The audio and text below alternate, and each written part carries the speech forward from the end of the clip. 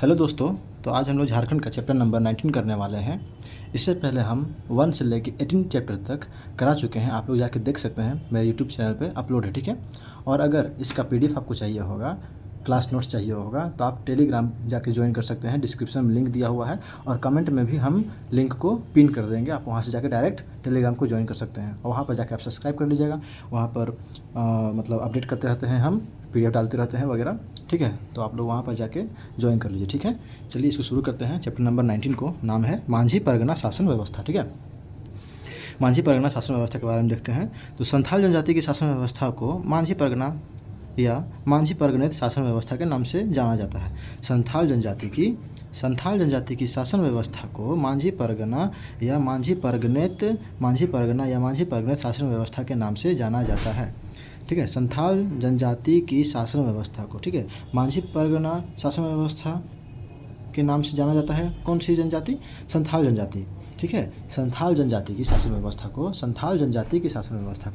मांझी परगना शासन व्यवस्था के नाम से जाना जाता है, ठीक है। संथाल जनजाति की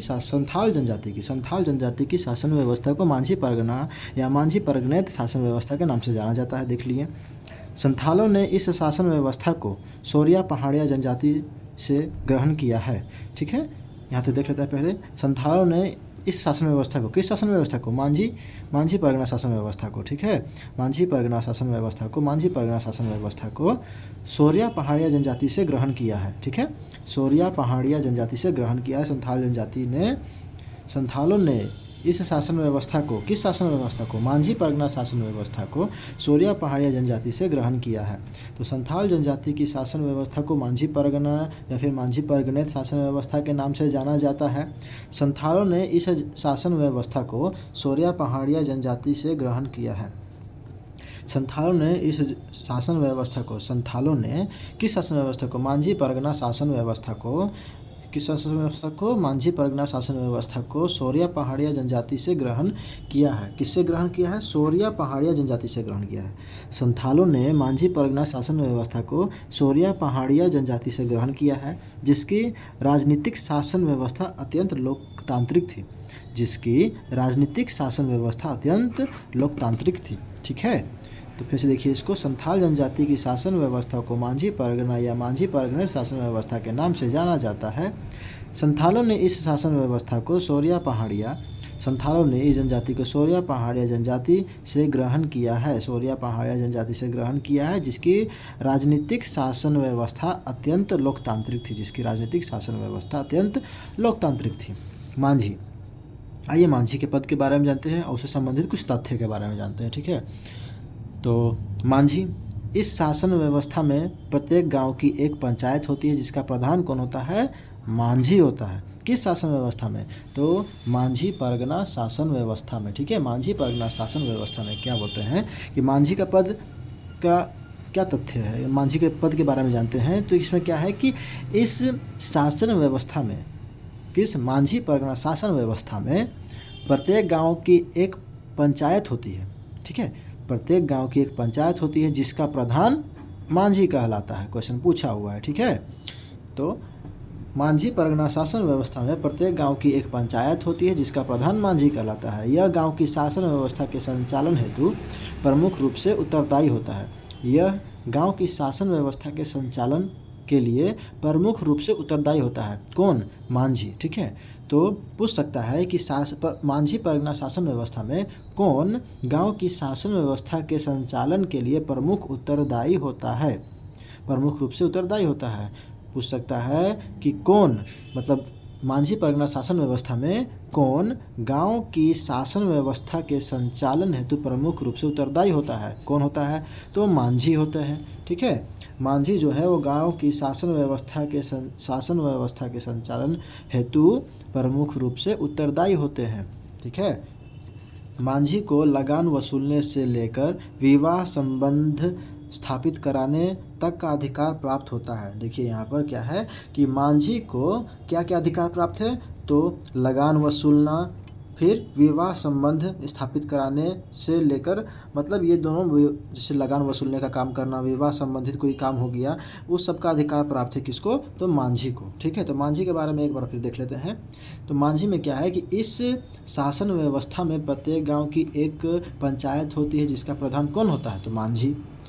यह गांव की शासन व्यवस्था के संचालन हेतु प्रमुख रूप से उत्तरदायी होता है। ठीक है, मांझी को लगान वसूलने से लेकर विवाह संबंध स्थापित कराने तक का अधिकार होता है। किसको, मांझी को लगान वसूलने से लेकर विवाह संबंध स्थापित कराने तक का अधिकार होता है।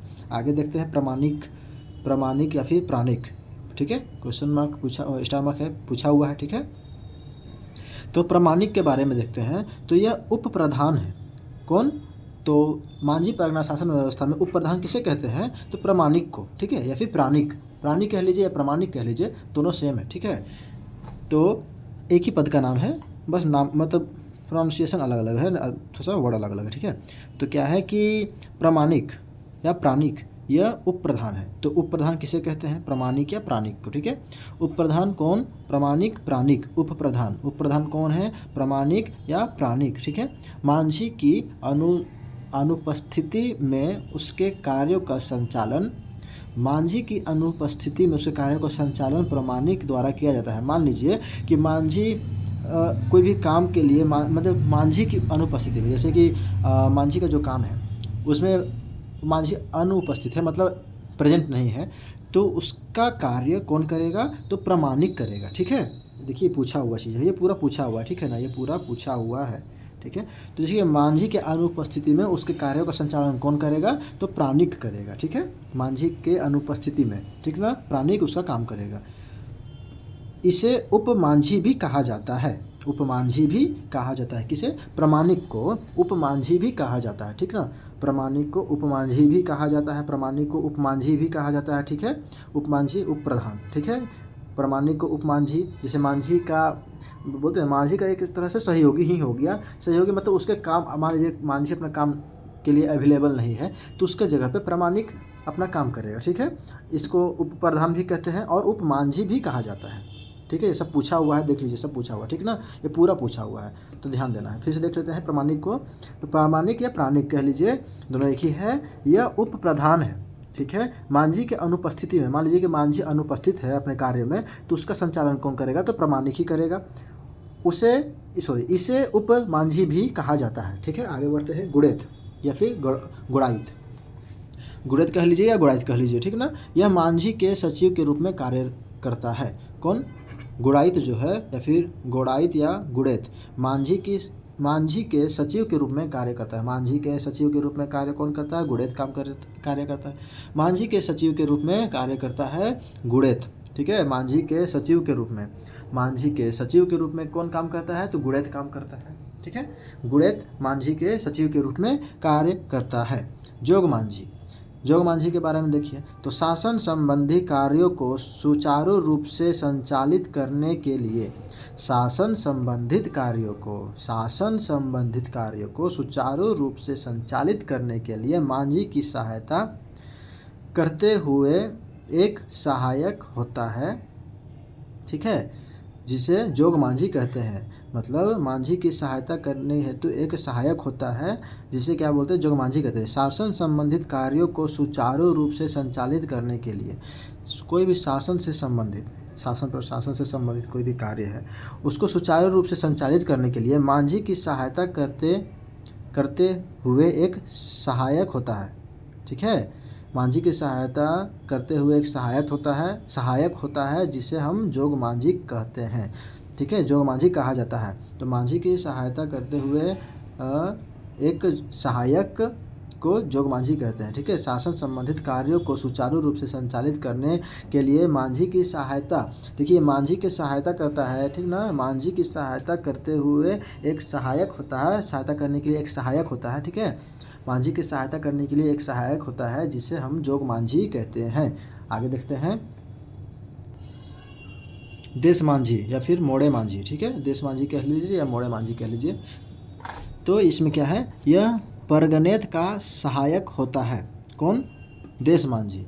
ठीक है, देश मांझी या फिर मोड़े मांझी, यह परगनेत का सहायक होता है जो 5-8 गांवों का प्रधान होता है, 5 से 8 गांवों का प्रधान होता है। ठीक है, कौन? देश मांझी या फिर मोड़े मांझी, यह परगनेत का सहायक होता है। किसका सहायक होता है जी? तो परगनेत का सहायक कौन होता है? देश मांझी। ठीक है, परगनेत का सहायक देश मांझी होता है। परगनेत का सहायक देश मांझी होता है। देश मांझी परगनेत का सहायक होता है जो 5 से 8 गांवों का प्रधान होता है। कौन 5 से 8 गांवों का प्रधान होता है? हाँ, देश मांझी। ठीक है, देश मांझी ये जो है यह परगनेत का सहायक होता है जो 5 से 8 गांवों का प्रधान होता है। देश मांझी परगनेत का सहायक होता है। देश मांझी परगनेत का सहायक होता है जो 5 से 8 गांवों का प्रधान होता है।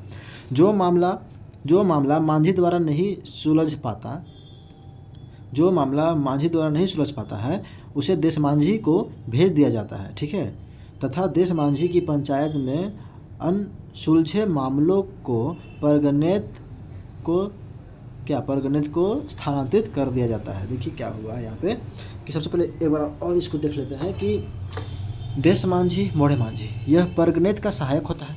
ठीक है, देश मांझी परगनेत का सहायक होता है जो 5 से 8 गांव का प्रधान होता है।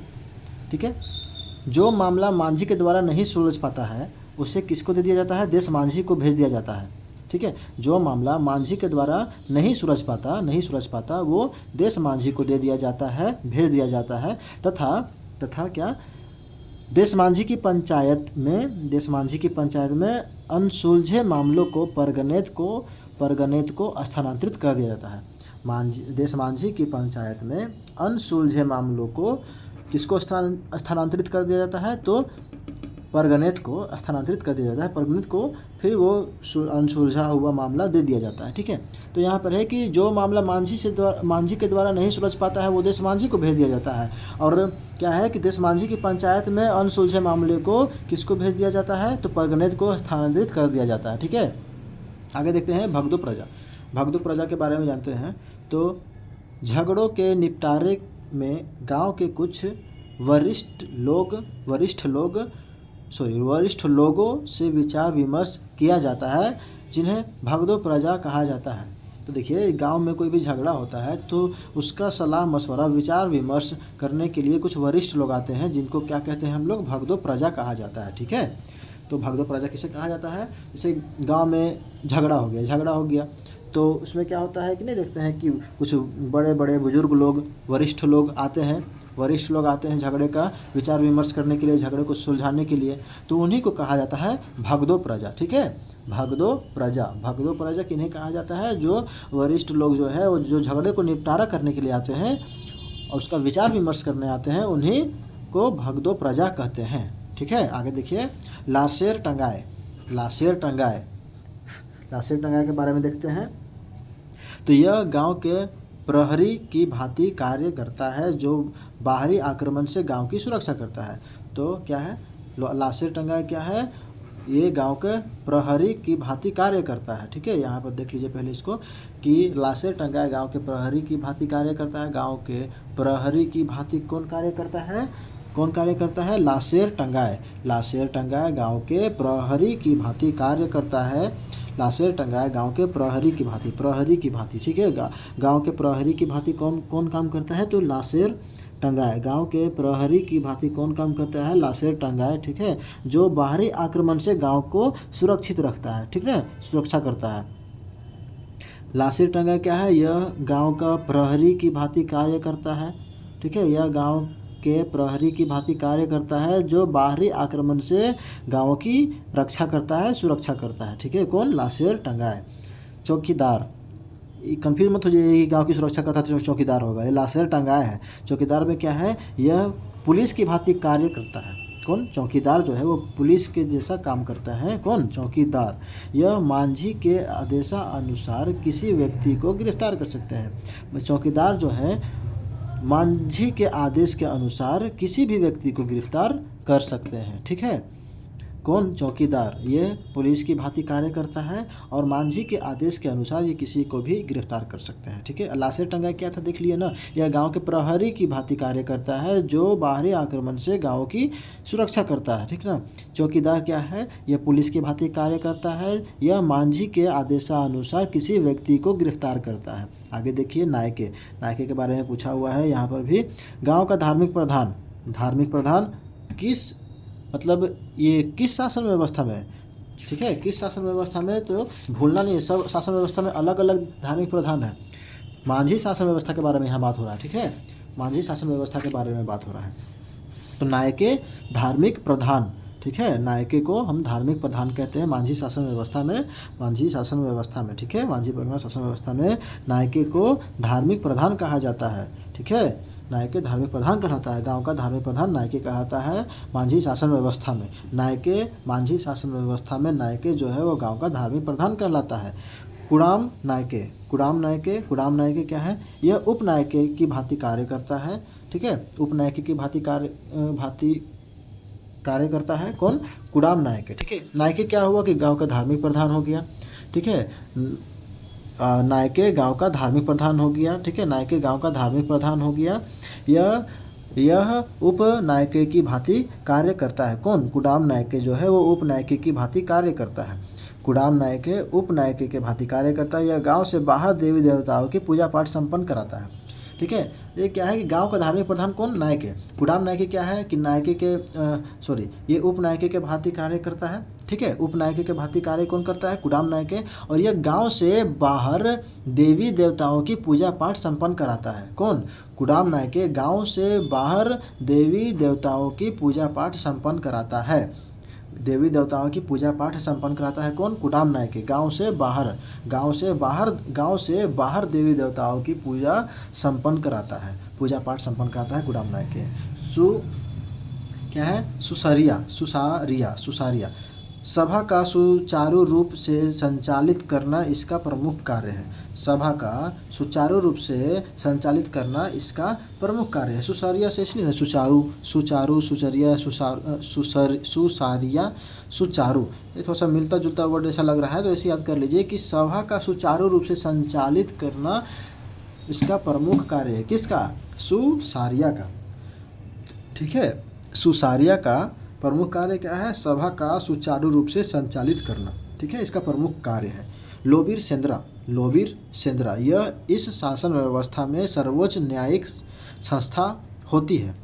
ठीक है, सर्वोच्च न्यायिक संस्था किस शासन व्यवस्था में? मांझी शासन व्यवस्था में लोबीर सेंद्रा सर्वोच्च न्यायिक संस्था होती है। सर्वोच्च न्यायिक संस्था होती है लोबीर सेंद्रा किस शासन व्यवस्था में? मांझी परगना शासन व्यवस्था में। ठीक है, देख लीजिए यहाँ पे फिर से आप लोग देख लीजिए, भूलना नहीं है। मांझी परगना शासन व्यवस्था। ठीक है, मांझी परगना शासन व्यवस्था में कौन? लोबीर सेंद्रा सर्वोच्च न्यायिक संस्था है। ठीक है, लोबीर सेंद्रा यह इस शासन व्यवस्था में सर्वोच्च न्यायिक संस्था है। तो लो नहीं था, लो को देख लीजिए, न्यायिक से याद रखिए लो कानून, न्यायिक कानून, लो LAW लो, ऐसा नहीं हो रहा है, मतलब सुनने में लगा लो, हाँ, कानून वाला लो। ठीक है, तो ये लोबीर सेंद्रा का लो निकाल लीजिए, तो इसमें ऐसे याद रखिए कि न्यायिक संस्था होती है। ठीक है, सर्वोच्च न्यायिक संस्था। सेंद्रा बेसी पूछा हुआ है। सेंद्रा बेसी यह शासन व्यवस्था से शिकार परिषद होता है। शासन व्यवस्था में शिकार परिषद होता है। कौन? सेंद्रा बेसी। ठीक है, सेंद्रा बेसी यह शासन व्यवस्था में शिकार परिषद होता है। शिकार परिषद होता है। कौन? सेंद्रा बेसी। लोबीर सेंद्रा कौन है?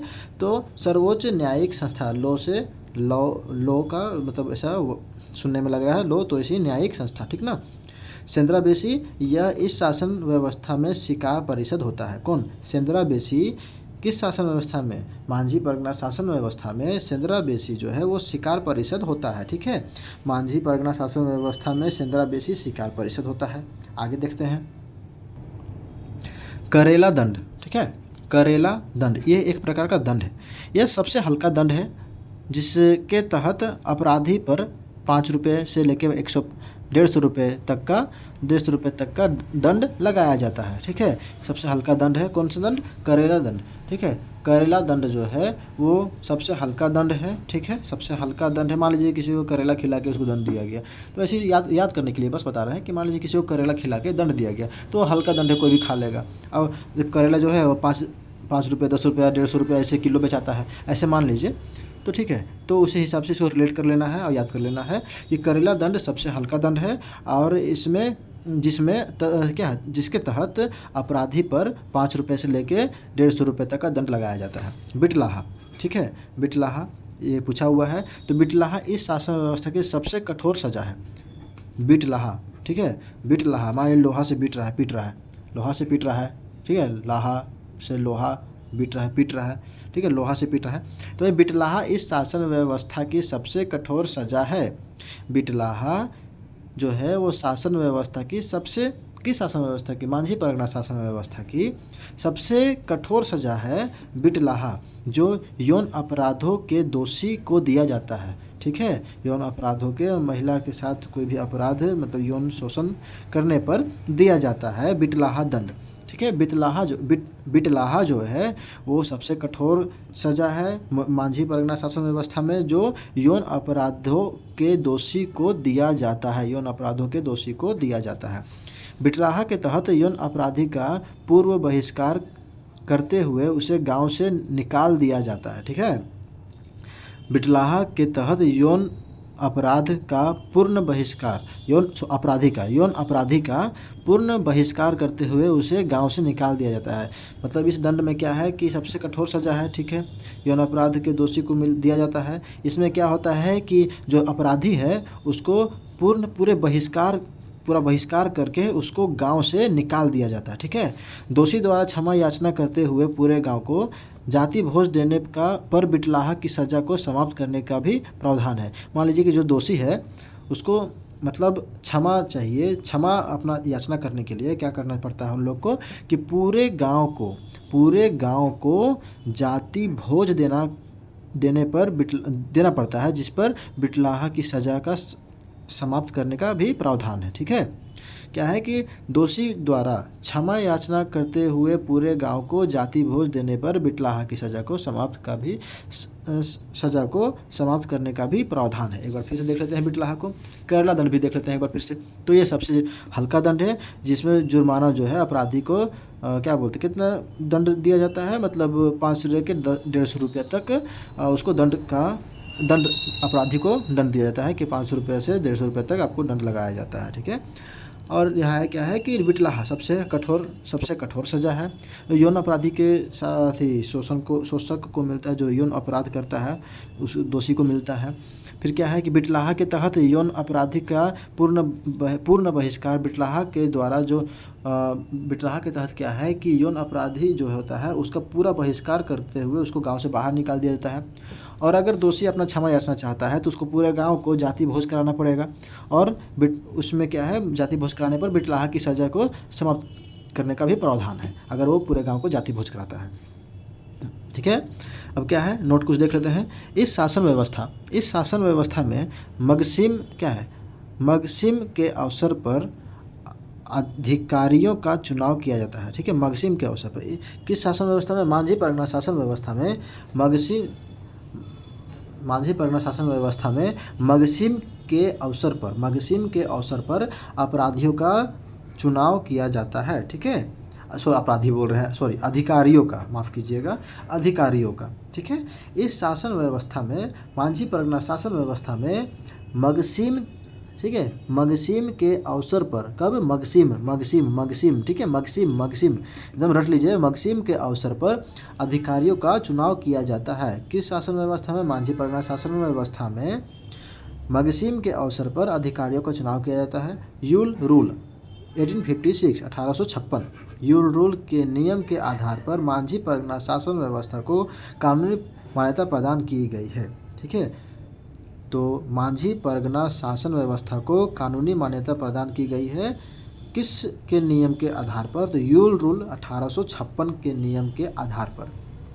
ठीक है, यूल रूल्स 1856 रट लीजिए, you'll rules 1856, you'll rules 1856, you'll rules 1856, you'll rules 1856, you'll rules 1856 के नियम के आधार पर मांझी परगना शासन व्यवस्था को कानूनी मान्यता प्रदान की गई है। ठीक है, यूल रूल्स 1856 के नियम के आधार पर, यूल रूल्स 1856 के नियम के आधार पर मांझी परगना शासन व्यवस्था को कानूनी मान्यता प्रदान की गई है। बाकी यहाँ पर क्या देखते हैं, इस शासन व्यवस्था को, किस शासन व्यवस्था को, मांझी परगना शासन व्यवस्था में मगसीम के अवसर पर अधिकारियों का चुनाव किया जाता है। यूल रूल 1856 के नियम के आधार पर मांझी परगना शासन व्यवस्था को कानूनी मान्यता प्रदान की गई है। ठीक है जी, यहाँ पर ख़त्म होता है ये चैप्टर हमारा। और अगर वीडियो पसंद आए तो लाइक ज़रूर कीजिएगा, सब्सक्राइब भी कीजिएगा और अपने दोस्तों के साथ शेयर कीजिएगा। और PDF के लिए टेलीग्राम ज़रूर ज्वाइन कर लीजिएगा। ठीक है, धन्यवाद।